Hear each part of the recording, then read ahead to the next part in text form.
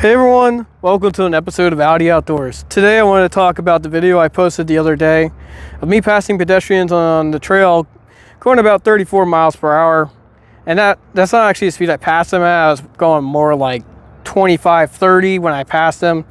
I went 34 right as I was passing. Now that I know that from the test that I've conducted that this bolt could have stopped within 65 to 70 feet, and I gave a double tap heads up like that at probably 100 feet or more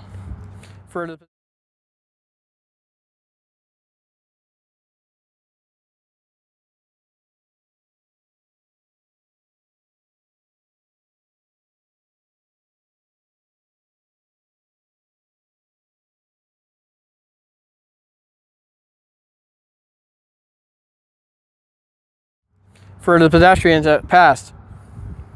So would I be able to stop in time was one of the questions I got asked. Yes, I would have been able to stop in time.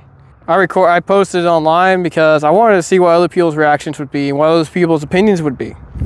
And I learned a couple things from posting it online and getting some feedback from pedestrians. And one of the feedbacks I got from the pedestrians is a lot of pedestrians expect you to be going no more than 15 miles per hour on a trail. And I don't think they're aware that most trails don't have a speed limit. Or if they have a 15 mile per hour speed limit, that's for e-bikes only. It doesn't apply to manual pedal cycles or road bikes, which can quite easily go 15 plus miles an hour. Another thing that I learned from my interactions with some of the pedestrians and the comments on the Facebook and YouTube was pedestrians have this expectation that a cyclist wouldn't pass them at more than 15 to 20 miles per hour. So I think it's good to establish expectations and what kind of conduct that pedestrians expect from cyclists, because I don't know what they expect. There's no rule, no law. Some people say, oh, it's just common sense, you shouldn't pass someone at 34 miles an hour.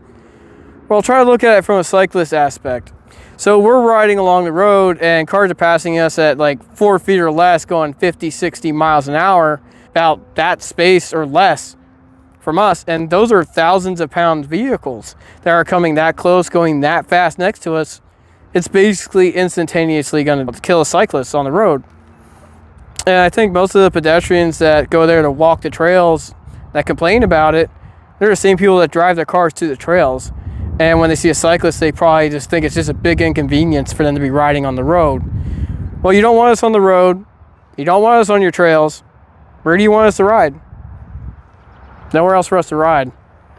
If pedestrians want this kind of rule of thumb, cyclists should not pass a pedestrian at more than 15 miles per hour. They need to get with the trail commissioner and put it into the rules for that trail. And then hopefully one day we can get something made into law that protects pedestrians and cyclists. So in my opinion, I don't think cars should be passing me at 50, 60 miles an hour when I'm going like 15 miles per hour or less on the road. Because, you know, I don't go like 30 miles an hour consistently on the road. I think a safer speed for vehicles to be passing me at would be 35 miles per hour. And that's honestly what I think would be a comfortable speed for a car to pass me at. And that's given the 4 foot minimum for safety that is deemed by my state. So my state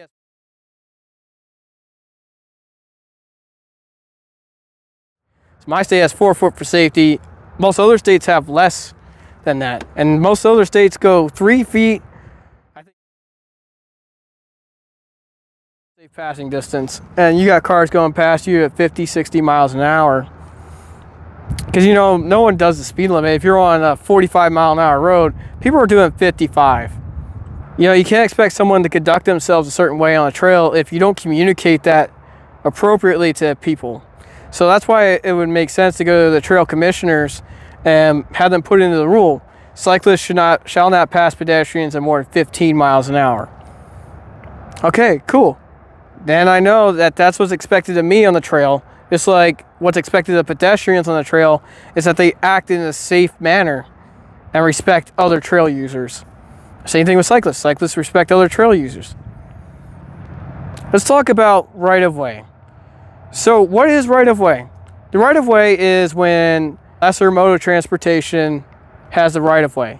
So whoever doesn't have the right-of-way has to give way to the person who has the right of way. So what does that mean?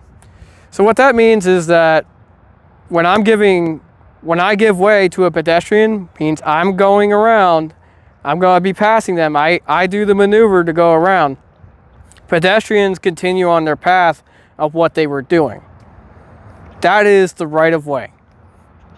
I can't help it if a pedestrian decides to just jump and run across the trail. That's not something I can have control over. I can have control over my actions. I can't control what they're going to do.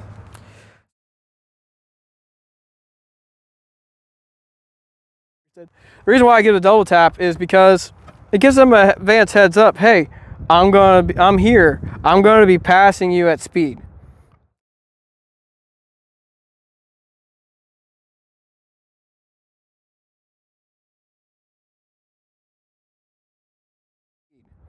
It's not to tell them to get the fuck out of the way. It's not the reason why I blow my horn. You know, a long press on the horn means get the fuck out of the way. Short presses are to get people's attention. Now, I'll do like a rapid fire short presses to get vehicles' attention. Usually when they're at a stop sign, driver will be looking that way, I'm coming from that way, and I'll just sit there tooting my horn, just rapidly firing it off, you know, just to let them know. Because sometimes they don't even look to the left. And I do acknowledge that I'm low to the ground, but that does not make me invisible. Potentially what could happen if I were to hit somebody at, say, 34, 35, any high speed. What do I think would happen if I hit someone in my Velomobile going that kind of speed? So what I think would happen is basically the Velomobile is below the hips. It's less than hip height, probably around knee height. So what I think would happen is it would basically just knock their legs out from underneath them. They would fall onto the shell of the Velomobile and roll off. That's honestly what I think would happen. They get probably a couple scratches. Worst case scenario, they get a broken leg. And maybe a concussion if they hit their head on the ground or hit their head somewhere in that tussle. And that's what I think would happen. But also my shell would crush and absorb a lot of the kinetic energy. So, you know, I think getting hit by a Velomobile would probably be a lot better than being hit by a very narrow road bike tire or being hit by a recumbent trike boom that has the chain ring on it. You know, if you have a recumbent trike at home, you've ever had it roll into the back of your leg, you know it's going to break your skin just rolling like 1-2 miles an hour. So I can't imagine what it would feel like getting impaled by that going like 30 miles an hour. That's just kind of what I think would happen. And let's talk about why I did this kind of speed I do. It's because I feel comfortable doing that speed based on my experience and everything that I have experienced with my Velomobile. I know how it handles. I know its braking capabilities. I know how it's going to handle. Other people don't. I am the best source of judgment for how to maneuver my vehicle.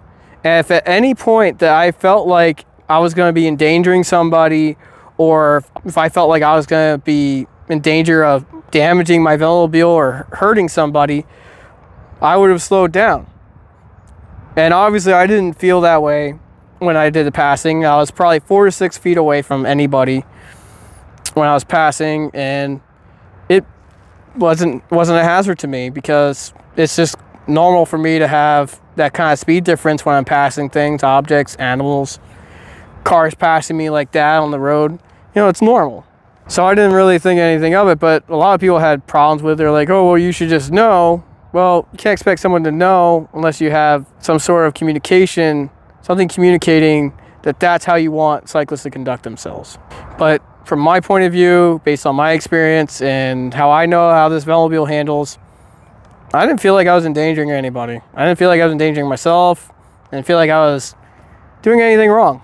Obviously, the consensus is that most people have this expectation that cyclists shouldn't be passing pedestrians on the rail trail at more than 15 miles per hour, 15, 20 miles an hour. Which, you know, if that's the case, talk to your trail commissioners, have them put it into the rules, the law, so cyclists know, hey, don't pass a pedestrian at more than 15, 20 miles an hour. Other people kept commenting, well, that must be why you run a camera, because you do this all the time. Well, let me talk about the reasons why I run a camera. So the reasons why I run a camera, number one is for liability. So someone says I did something I didn't. For example, in that Karen video, that Karen said you went between two pedestrians. Video clearly shows, no, I did not go between two pedestrians. Let's talk about second reason why I run a camera. Sometimes I just want to record my ride. Sometimes I see something cool or interesting, or I have a nice background. So what I could do is, this is a 360 camera, I could just go into the app and I could just take a picture from the 360 camera, and I'm not being a cyclist like this, having his hands off the tiller, taking pictures like that. I could just take a picture later off of there without having to take my hands off the controls. So that's another reason why I run the camera. The third reason why I run a camera is I have a lot of near misses with cars. So this allows me to get their license plate, and you can see the driver's reaction. Sometimes drivers swerve at me because they think it's fucking funny. You know, they think it's funny to scare cyclists like that, and you can see them laughing on the camera. Show that to the police, gives them probable cause to write them a ticket. Because they obviously did it intentionally and they think it's fucking funny. And the police need to teach them a lesson. So fourth reason why I run a camera is dog attacks. I am a concealed carry holder. I do carry a gun on me. And the reason why I carry a gun on me is not for people. It's usually for dogs. So when I'm riding with my automobile open like this, a dog can quite easily reach over the side and go right at my face and cause severe injury or death. So that's why it's good for me to have a camera, so I can show the dog pursuing me onto a public road, coming after me, attacking me, and me defending myself. What could happen is that someone could claim that, oh, he shot my dog in my yard, because sometimes when you shoot at the dog, you hit the dog, but the dog just runs back to the property. And then they're at the property, who's to say where you shot the dog? Well, prove where you shot the dog, and that it was on a public road, the dog was doing something illegal, and that's why you're allowed to defend yourself. There's state law that allows me to defend myself when a dog is chasing me or another person, and I feel my life is in imminent, or if I feel my life is in imminent danger or risk of severe bodily injury or death.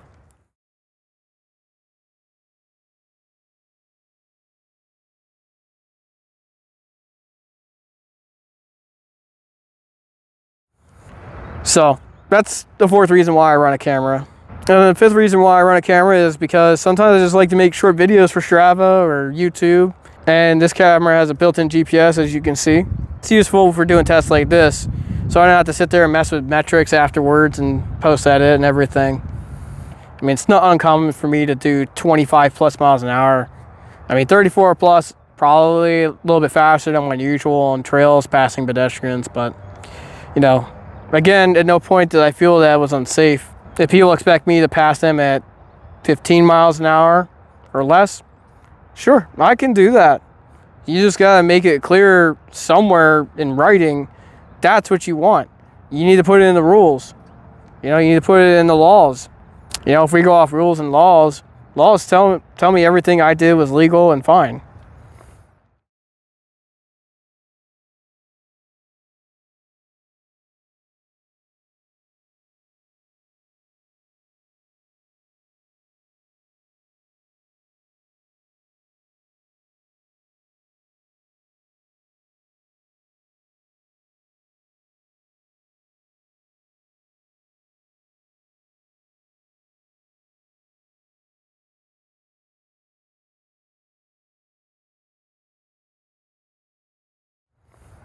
And that was another thing, is that I don't like people accusing me of breaking the law when I didn't. Like, first thing she says, what you're doing is illegal. I'm riding a bicycle on a public trail. There's nothing illegal about that. There's nothing illegal about my speed on the trail. I hope that explains everything that happened in the last video. Thanks for watching.